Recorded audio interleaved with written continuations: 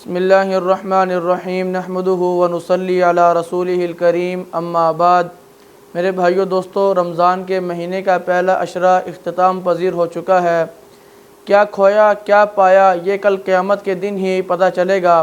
لیکن اللہ تبارک و تعالیٰ سے یہی دعا ہے کہ اب تک ہمارے جتنے بھی روزے گزر چکے ہیں، رمضان کا مہینہ ہم نے اب تک جتنا بھی گزار لیا ہے، اللہ پاک ہم سب کی تمام عبادات کو قبول فرمائے، ہماری قرآن شریف کی تلاوت کی ہوئی کو قبول فرمائے، ہمارے نوافل جو ہم نے ادا کیے ہیں راتوں کو دن کو، جیسی بھی ٹوٹی پھوٹی عبادت کی ہے، اللہ پاک سے یہی دعا ہے کہ اللہ تبارک و تعالیٰ ہم سب مسلمانوں کی عبادت کو، ہمارے خلوص کو جو ہے اپنی بارگاہ میں قبول و منظور فرمائے، اور باقی جتنے بھی روزے رہتے ہیں ان تمام روزوں کو خیر و عافیت کے ساتھ اور کثرت کے ساتھ عبادات کرنے کی ہم سب کو توفیق عطا فرمائے، اور گناہوں سے بچنے کی توفیق عطا فرمائے، اور کثرت کے ساتھ قرآن شریف کی تلاوت، نوافل، تسبیحات، ذکر و اذکار کرنے کی توفیق عطا فرمائے۔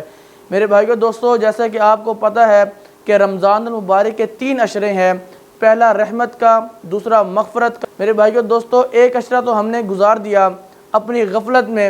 ٹھیک ہے، غفلت کی نظر کر دیا، غفلت میں سوئے ہوئے ہم نے گزار دیا۔ میرے بھائیو دوستو، اب رمضان کے مہینے کا دوسرا عشرہ شروع ہو چکا ہے، اور ہم نے اس عشرے کو قیمتی بنانا ہے، اس عشرے کو اور جو اس کے بعد کا جو عشرہ ہے، ان دونوں عشروں کو ہم نے قیمتی بنانا ہے، اور کثرت کے ساتھ دعاؤں کا اہتمام کرنا ہے، کثرت کے ساتھ عبادات کا اہتمام کرنا ہے، اللہ پاک سے دعائیں مانگنی ہے، اور جیسی بھی عبادت ہے ہم نے عبادات کرنی ہے۔ میرے بھائیو دوستو، رمضان کا مہینہ جیسے کہ میں نے آپ کو ابھی بتایا ہے کہ اس کا دوسرا عشرہ شروع ہو چکا ہے، اور دوسرا عشرہ کیا ہے؟ دوسرا عشرہ مغفرت کا عشرہ ہے۔ ہم نے اللہ تبارک و تعالیٰ سے کثرت کے ساتھ اپنے گناہوں پر استغفار کرنی ہے، توبہ کرنی ہے کہ اے اللہ، میں نے جتنے بھی گناہ کیے ہیں مجھے معاف کر دے، مجھے معاف کر دے، کثرت کے ساتھ جو ہے گناہوں سے توبہ کرنی ہے۔ اور دوسرے عشرے کی جو دعا ہے وہ کیا ہے؟ وہ ہے استغفر اللہ۔ آپ استغفر اللہ بھی پڑھ سکتے ہیں، استغفر اللہ ربی من کل ذنب واتوب الیہ، یہ بھی آپ پڑھ سکتے ہیں۔ تو میرے بھائیو دوستو، ایک بات تو یہ کہ آپ نے کثرت کے ساتھ استغفار کا ورد کرنا ہے، کثرت کے ساتھ استغفار کا ورد کرنا ہے۔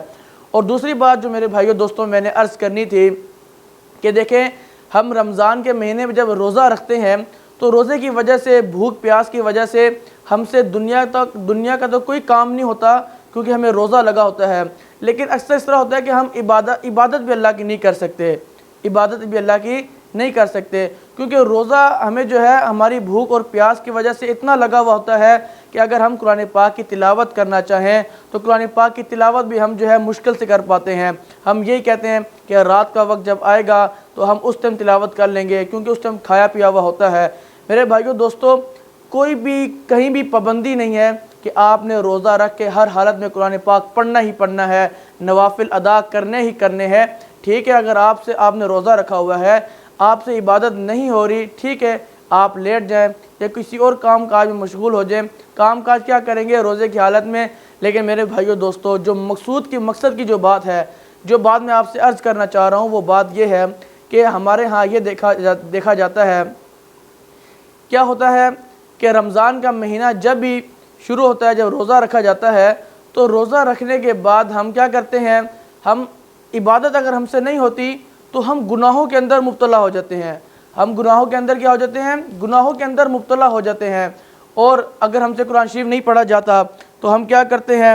ہم موبائل فون استعمال کرنے لگ جاتے ہیں، ہم موبائل فون کھول لیتے ہیں، ہم ٹی وی کھول لیتے ہیں، ہم اس کے علاوہ فضول باتوں کے اندر جو ہے وقت کو ضیاع کر دیتے ہیں۔ میرے بھائیو دوستو، اللہ تبارک و تعالیٰ نے رمضان کے مہینے میں ہم مسلمانوں پر بے انتہا انعامات کی برسات کی ہے۔ ایک نیکی پر جہاں پر اللہ تبارک و تعالیٰ ہمیں دگنا اجر عطا فرماتے ہیں، وہاں پر ہی اللہ تبارک و تعالیٰ ہمیں ایک گناہ کرنے پر دگنا وبال جو ہے ہم پر آتا ہے، اور ہمیں جو ہے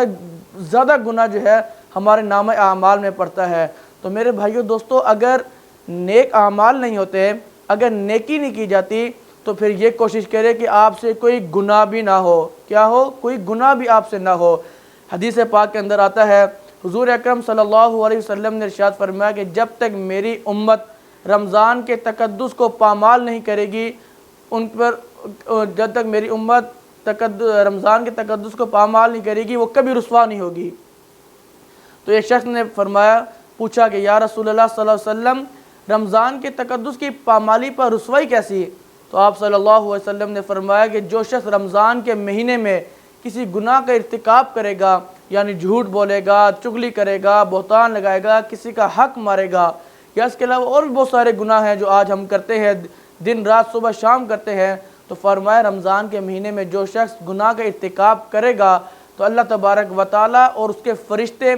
اگلے رمضان کے مہینہ آنے تک لعنت اس کے اوپر برساتے رہتے ہیں۔ اور اگر وہ شخص اگلے رمضان سے پہلے مر گیا تو میرے بھائیو دوستو حدیث پاک کے اندر آیا ہے کہ اس کی ایک نیکی بھی جو ہے اس کے کام نہیں آئے گی، وہ ایک نیکی بھی اس کو جو ہے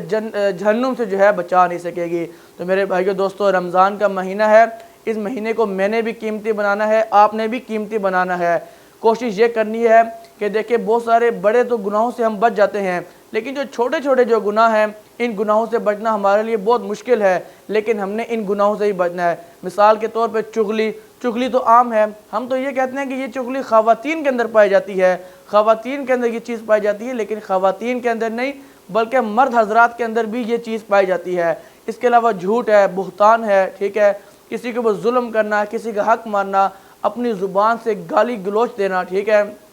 تو میرے بھائیو دوستو رمضان کا مہینہ ایک عشرہ تو اس کا گزر چکا ہے، دوسرا عشرہ ہے یہ بھی گزر جائے گا، تیسرا عشرہ آ جائے گا اور پھر آہستہ آہستہ وہ بھی گزر جائے گا۔ لیکن میرے بھائیو دوستو ہم نے 11 مہینے کی طرح اس رمضان المبارک کے اس بابرکت مہینے کو، رحمتوں والے مہینے کو ہم نے غفلت کی نظر نہیں کر دینا، بلکہ ہم نے اس کو قیمتی بنانا ہے۔ اللہ تبارک و تعالیٰ سے دعا ہے اللہ تبارک و تعالیٰ ہم سب کو رمضان المبارک کی قدر کرنے کی توفیق عطا فرمائے، کثرت کے ساتھ عبادات کرنے کی توفیق عطا فرمائے، اور جتنا مہینہ یہ رہ گیا ہے ہم اس مہینے کو قیمتی بنانے کی توفیق عطا فرمائے، اور کثرت کے ساتھ دعاؤں کا اہتمام کرنے کی توفیق عطا فرمائے۔ وآخر دعوانا ان الحمد للہ رب العالمین۔